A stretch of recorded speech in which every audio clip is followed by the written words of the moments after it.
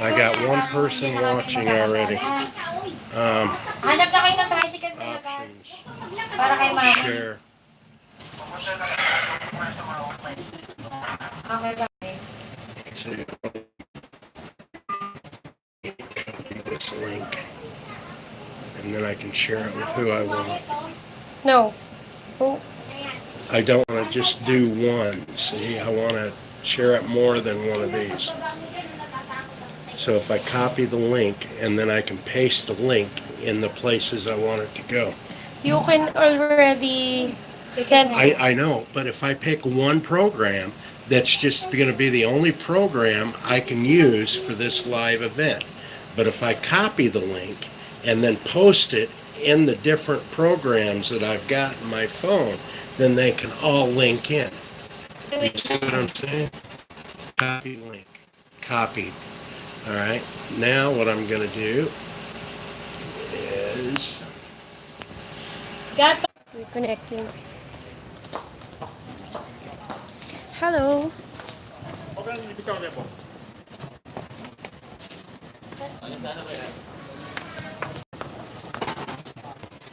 Hi, we're here in Quezon City, Novaliches, the last Kate Resort, and this is the happening now. This is what's happening now. By the way, I'm Charles, Craig's Filipino daughter, and today is the biggest day of my dad and his soon-to-be wife. Now I'm walking here in the garden. Wait, I'll show you. Third day. Oh. This is Gab, the best man. Say hi. Hi. The little girl. And the please and the dad. Oh, some visitors are coming. See that? Do, tawagin mo yung sponsor, tapos paupuin mo sila dito. Dito, yun, lapitan mo na yun. Andiyan na pala sa mama. 3701.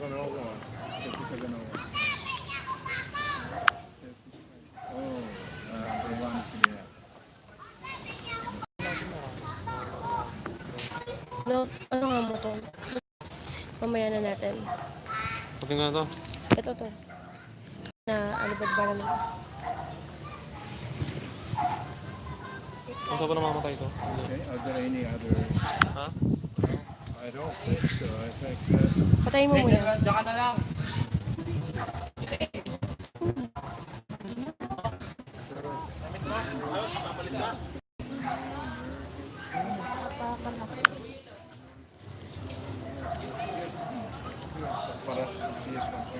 Hi, best man.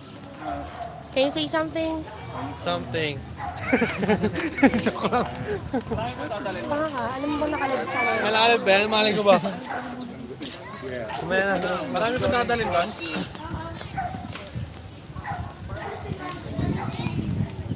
oh, that's Charles. Charles. What? Ano po yun? Are there any correction as far as the entry is concerned? Almera ako, Craig Philip. What about dito sa maiden name ng mother niya? Pera, wait lang po. Ito na po. Namin number. Ito po natin. Excuse po, Nay. Nay, tatanong ko lang po yung ano. Ito pong mga, yung spelling po ng ano niyo po, pangalan po. Pa-check na lang din po. N-E-R. Di ba ito po? Bali, yung pong maiden name ninyo bago kayo pinasama po. Korea Tarang. Tarang po. Okay. Lokal. Lokal yung pinili ng mister ko eh. Depende, yung dalaga pagkadala. kayo. Okay. Okay. Ayos na po ito. Oh, from Ilocos Sur pala kayo. Ilocos. They're checking the name spelling With single Ilocos. of the From Taguig. certificate of marriage. Ni tatang ko, Ilocano. Ni nanang ko, Ilocano. He is the priest Ilocano din. or the solemnizing officer, and this is the bride's mother. Say hi po. Say hi. Hi! I might have to stand. Yeah, that might not. Anyway, I'm going. It will be a very simple ceremony. There are my family. We can improvise a little. This is Kyla. Hi, Kyla. Ate Charlie. May toyo siya. Hirapan daw po siya. Eh kung yun na lang yung Because I've been in these chairs before, and some of them just go, ooh. And I don't need that. delikado ng baka And you don't want to. No, I don't want to be hanging in the dirt. Ayun si Mami, kuha ng Bride is coming.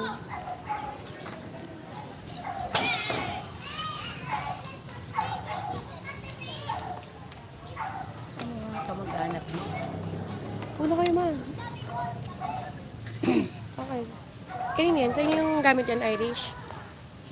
Saan yung gamit yan? Ito, yung gamit. Saan ko ilalagay? Doon na.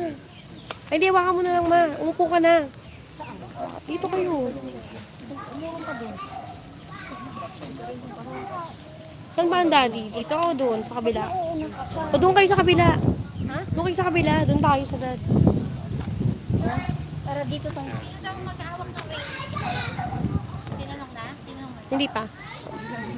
Kaya, ay, Dito ganda po. ba? Excuse po, sino pong bibigay ko na po sa inyo yung ring? Oo, please. Dito tayo, Kai. Napawak nga sa kabila. Parang hindi pantay yung upuan nila, ma'am. Kayla. Hi, Reverend. Ganda na ho. Beautiful girl. Say hi.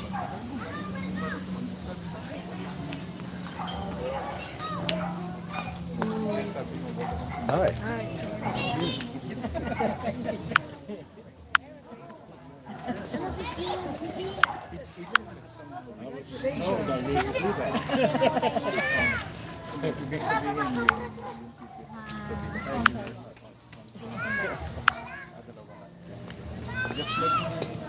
They are the sponsors. Una po kayo. Medyo pag Visitors are coming.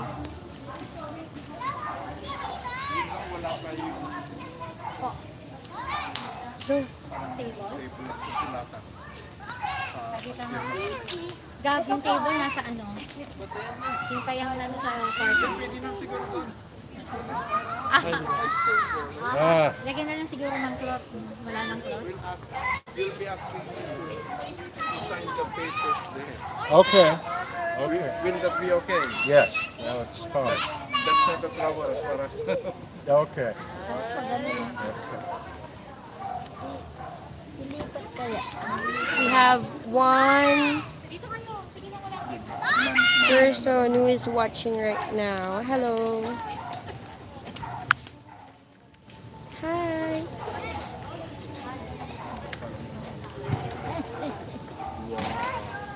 Blessing po. Yan. Bendition.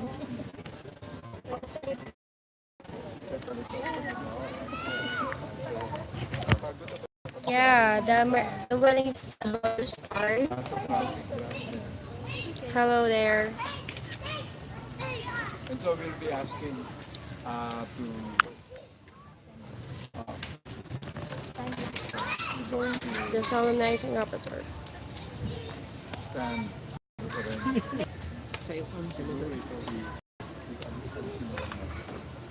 Oh. Hindi ko na sinabing sumayo kayo. No.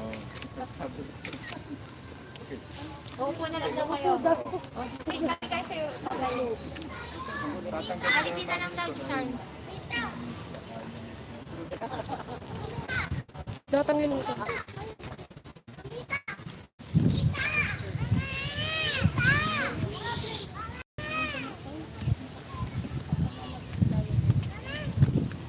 What time is it?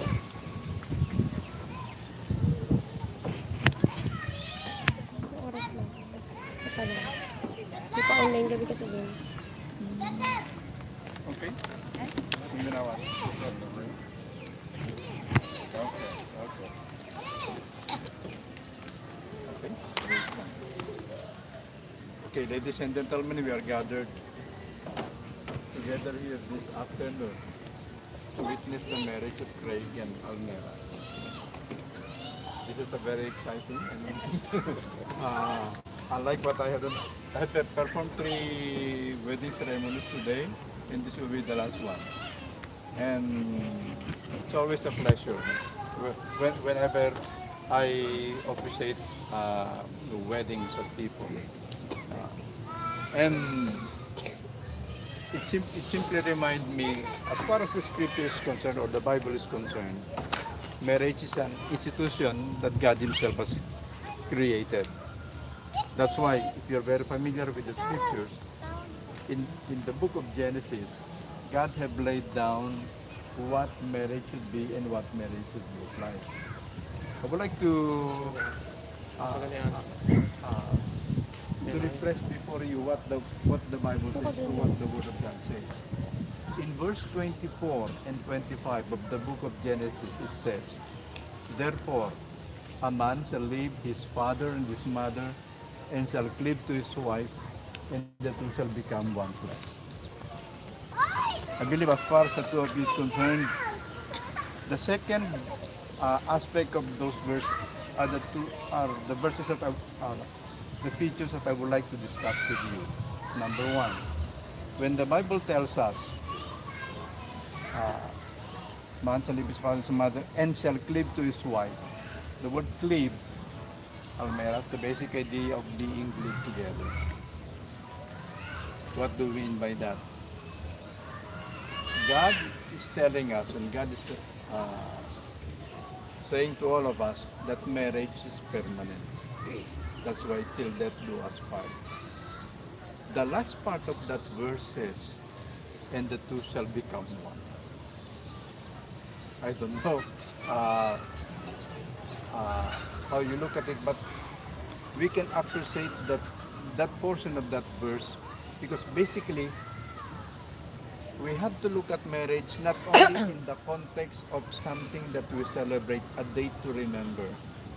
Rather, marriages should be looked into more as a journey.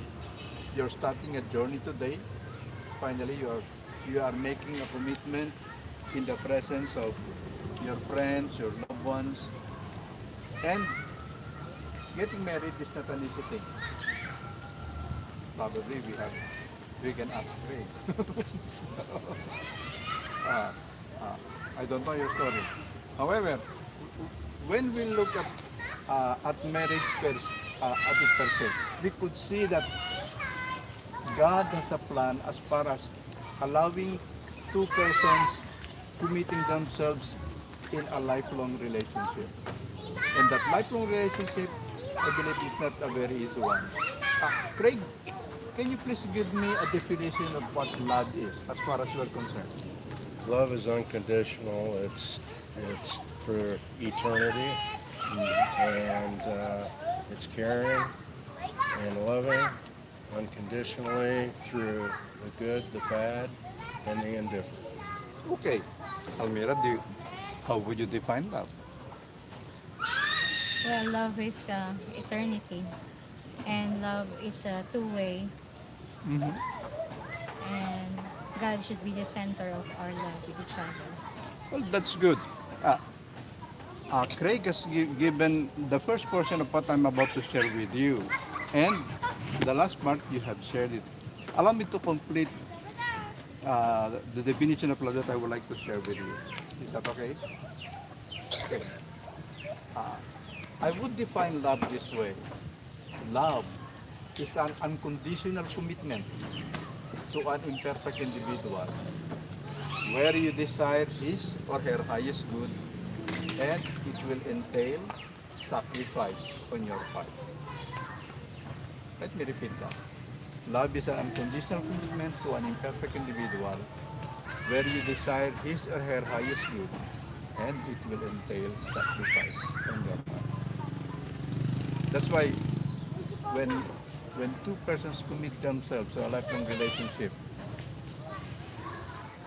those are things that, or the values that we could see in that definition. We could see areas where we need to grow, where we need to exhibit, should I say, where we need to spend our energy, our effort, trying to learn more about the person you've married is not an easy thing. It requires a lot of commitment. I would like to ask the two of you to kindly face each other. I'm going to ask you questions, and I'm going to ask you to answer this question. Can you please hold hands together? Okay, Craig, I'm going to ask you some questions first.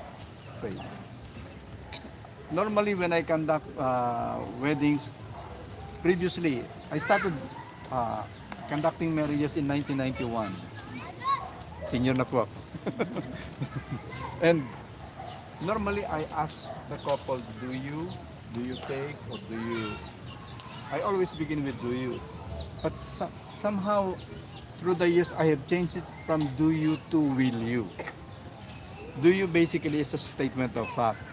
But when I ask a couple and ask them will you, it is basically a question that requires a lot of commitment. Okay, Craig, will you now take Almera to be your lawful wedded wife? I will. Okay. Will you love her? I will. Will you cherish her? I will. Will you protect her? I will. Will you provide for her? I will. Will you be with her in good times, in bad times, in good times, in sickness, or in health, till death do you part? Yes, I will. Will you be a good example to your wife? I will. Okay, Almera, it's now your turn. Almera, will you now take Craig to be your lawful wedded husband? I will. Will you honor him? I will. Will you respect him? I will. Will you be with him in good times, in bad times, in sickness, or in health, till death do you part? I will. Will you be a good example to your husband? I will. Okay, let me just clarify. Why is it that there's a great difference between the vows of a man and a woman? The very reason is this. God created us differently. And since God has created us differently, those differences are the very areas with which God would like us to become one. Almera, the number one need of a man is not love. Even if Craig will not hear from you the word, I love you, he will not fall down and die. However, the number one need of a man is to be honored and to be respected. As the head of the family, honor and respect is primary to a man. Craig, the number one need of a woman is to be loved, to be cherished. It's not only something that you say, it's also something that you do. Even if you're not saying anything, your wife could sense the love coming from. Are you with me? Yes. Okay. Now, by the way, do you have a prepared vow? Impromptu. Well, I don't, but I can try. Okay. This is an impromptu. I just asked them something. I believe it will be good for us to listen to what they will say to each other this night at this particular moment. The vows that they are about to make. What I have just asked them basically is something very technical, part of the law. However, it will be good to hear coming from their heart what they really cherish and what they really desire as far as this relationship is concerned. Right? You can begin. Almera, I have to tell you, from day one, when I started talking to you, you caught my attention, and then you won my heart over. And I needed your attention from that point forward. And you've shown me time and time and time again that you really do love me and care for me. And I have traveled that ocean to come here to be with you. And here I am, fulfilling my promise that I made to you. And I love you. Okay, Almera. Craig, from this day forward, there will be no me. There will be no you. It's us. I will honor and respect you, and may God be the center of our relationship. That's all. I love you very much. Okay. How? Shall we now go to the ring ceremony? The ring actually is a very wonderful symbol that tells us about what love is. The ring, when we look at it, it has no beginning and it has no ending, which tells us about the kind of love that should be part and parcel of the relationship that we have. But human as we are, we can commit mistakes. That's why when we look at the ring, we can only see perfect love. And what's perfect love? God's love. God exhibited His love to us when He gave His best, when He gave His only Son. It's a few days before Christmas, and it will remind us that God answered the very need of man. And that answer is His only begotten Son. He allowed His Son to die on the cross for our sins. That's why when we look at the ring, we could see God's fulfillment of what real love and true love is. That's why in a marriage relationship, what we could see in here, as far as the ring is concerned, basically, you see, we'll try to exhibit the love of God. Of course, we cannot do that. But when we allow God to be, just like what you've said, to be part and parcel of the relationship, and when you honor God and let God be the center of the relationship, the Bible tells us that we can love. And loving the other person requires a lot of patience, it requires forgiveness, it requires a lot of honesty. We cannot do that just by our own strength alone. Rather, we can do it because God loves us. Okay, Craig, I would like you to place it in Almera's ring finger, and will you follow after me? I give this ring I give this ring as a token of my love, as a token of my love, and I pledge to you and I pledge to you my loyalty my loyalty and devotion and devotion till death do us part. till death do us part.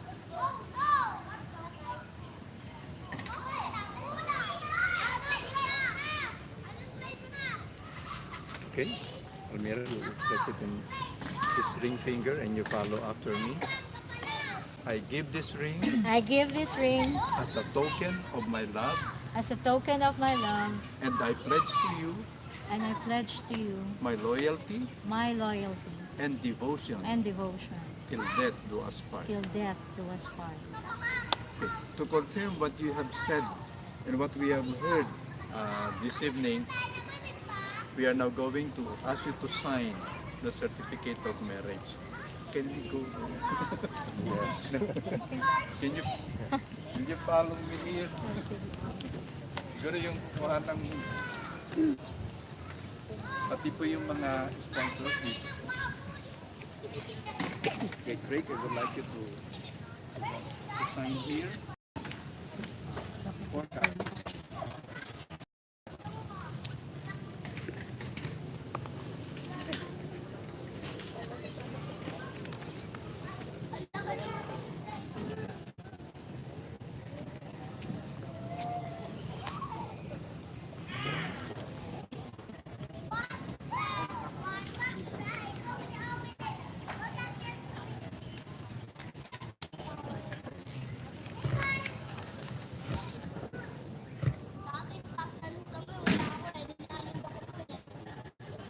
and since we have conducted the wedding here,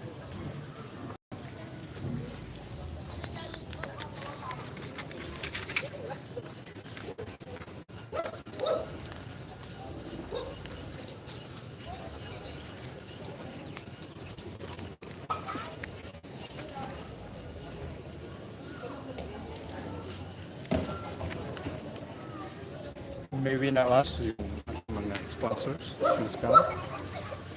Madam, dito po kayo. Your name dito po. Sa dalawa lang. Rate and then sign sa taas. Dito. Dito. Ayan. Wala nga kayo sa lamin. Nasa kotse. Mm-hmm. Pati nasa sa ibabaw nito. Oo, sa ibaba po niya. Itastas ma'am na konti dito sa line na ito. Yan. Perfect.